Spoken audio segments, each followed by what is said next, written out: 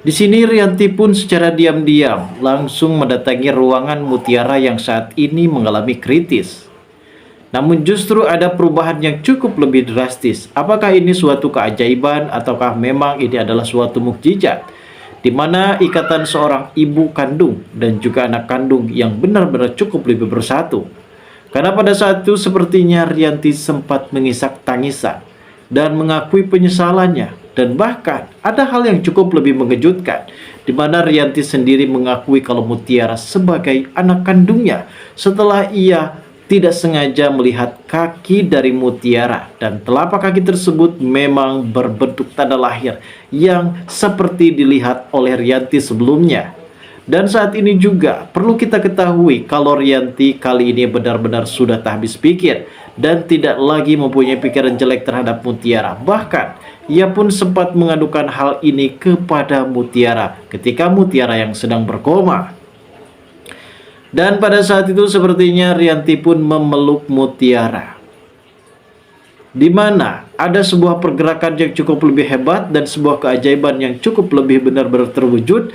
Dan saat ini nampaknya Mutiara pun terkena air mata dari Rianti, dan dari sinilah tetesan air mata tersebut yang menjadi saksi kunci penting terkait masalah Mutiara yang kali ini benar-benar akan segera menemukan ibu kandungnya. Dan akhirnya kehangatan tubuh dari ibu kandungnya yang justru kali ini membuat Mutiara pun benar-benar kembali sadar dan kembali siuman. Dan Mutiara pun akhirnya bisa membuka matanya. Dari sinilah penyesalan yang dialami dan dirasakan oleh Rianti benar-benar amat begitu dalam. Dan ia pun meminta maaf dan bahkan ia pun mengakui kalau Mutiara adalah anak kandungnya sendiri. Walaupun sebelumnya kita mengetahui kalau ternyata Rianti masih mempunyai dan menyangkal kalau ternyata Mutiara ini adalah anak kandung dari Widuri, dan akhirnya semua benar-benar jelas karena Pak RT sempat menjelaskan dan memberikan sebuah pesan-pesan terakhirnya sebelum ia meninggal. Lalu bagaimana alur cerita yang akan terjadi selanjutnya nanti guys? Namun sebelum lanjut juga ke pembahasan dan alur videonya, bagi kalian yang baru saja bergabung dan menemukan channel ini, alangkah baiknya bantu channel ini dengan cara tekan tombol like, komen, dan subscribe-nya. Dan hidupkan juga tombol lonceng notifikasinya agar kalian tak ketinggalan info-info menarik dan terupdate seputar sinetron ini. Dan namun sebelumnya juga mari kita mendoakan kepada seluruh kru dan pemain agar sehat selalu, serta doakan sinetron ini ke depannya semakin menarik lagi agar supaya bisa bertahta di rating yang paling teratas. Seperti kita tahu, dalam adegan yang akan terjadi selanjutnya adalah momen yang cukup lebih mengharukan, membuat para penonton di rumah benar-benar sangat begitu mendoakan tentang kesembuhan dari Mutiara yang saat ini sedang koma, guys. Terlebihnya Rianti sendiri di sini benar-benar merasakan mimpi buruk, di mana ia sempat bermimpi dalam situasi yang cukup lebih mengharukan, dan terbendungnya air mata kini benar-benar sudah pecah ketika dalam mimpinya kalau Mutiara sudah di ngajiin Yasin, dan ternyata Mutiara pun akan segera dibawa ke kampungnya yaitu di Rawasari dan akan segera dimakamkan di kampung Rawasari. Memang sebuah tragedi ini memang cukup lebih mengejutkan. Para penonton di rumah pun pastinya sangat begitu kaget setelah mengetahui berita yang memang sempat viral kali ini, dan ternyata memang itu semua adalah mimpi buruk dari Rianti.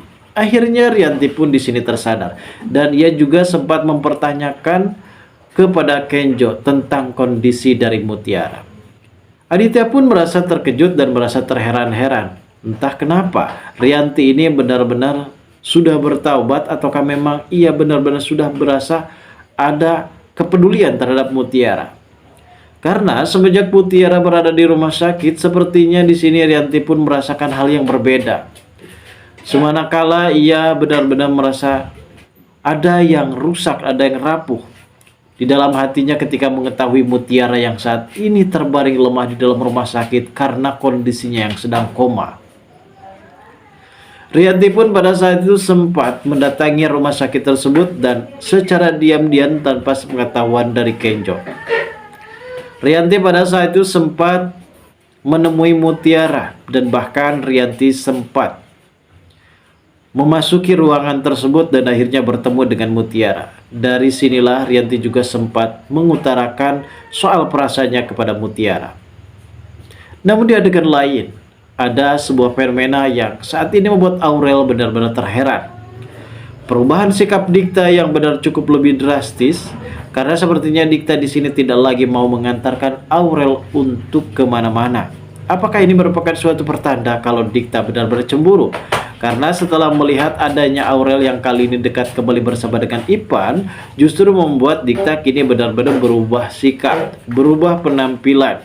Yang awalnya ia justru lebih perhatian kepada Aurel, namun justru kali ini Aurel pun merasa bertanda tanya ada apakah dengan Dikta. Ternyata selama ini Dikta secara diam-diam memendam perasaan cinta kepada Aurel.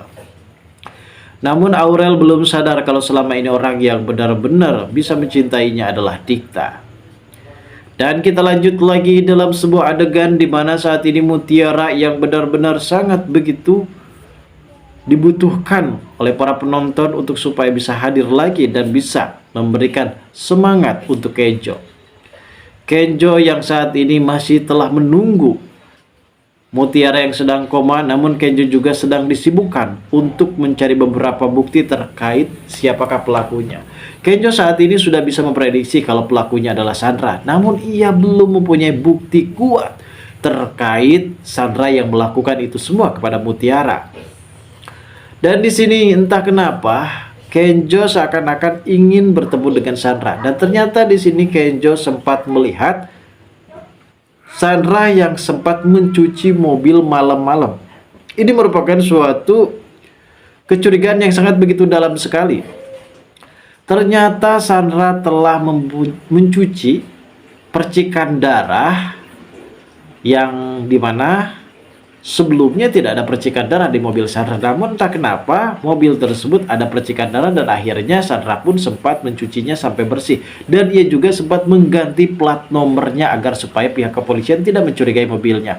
Namun saat ini saksi tersebut benar-benar sudah bisa melihat jelas kalau orangnya sudah diketahui ternyata adalah seorang perempuan. Dan kali ini sepertinya Kenjo benar-benar sudah berasa yakin kalau ternyata pelakunya adalah Sandra. Dan benar saja ketika Kenjo mengintai di kejauhan ternyata memang Sandra sempat mengganti plat nomor dan juga mencuci percikan darah. Dan di sini Kenjo pun langsung melaporkan kejadian ini kepada pihak kepolisian. Namun di adegan yang akan terjadi selanjutnya, di sini alhamdulillahnya kita benar-benar mendapatkan kabar kalau ternyata Mutiara sadar dan akhirnya ia bisa memeluk orang tua kandungnya, dan kini Rianti pun benar-benar mengakui kalau Mutiara adalah ibu kandungnya. Lalu bagaimanakah keseruannya? Kita tunggu saja kelanjutan ceritanya nanti malam. Terima kasih bagi kalian yang sudah menonton video ini.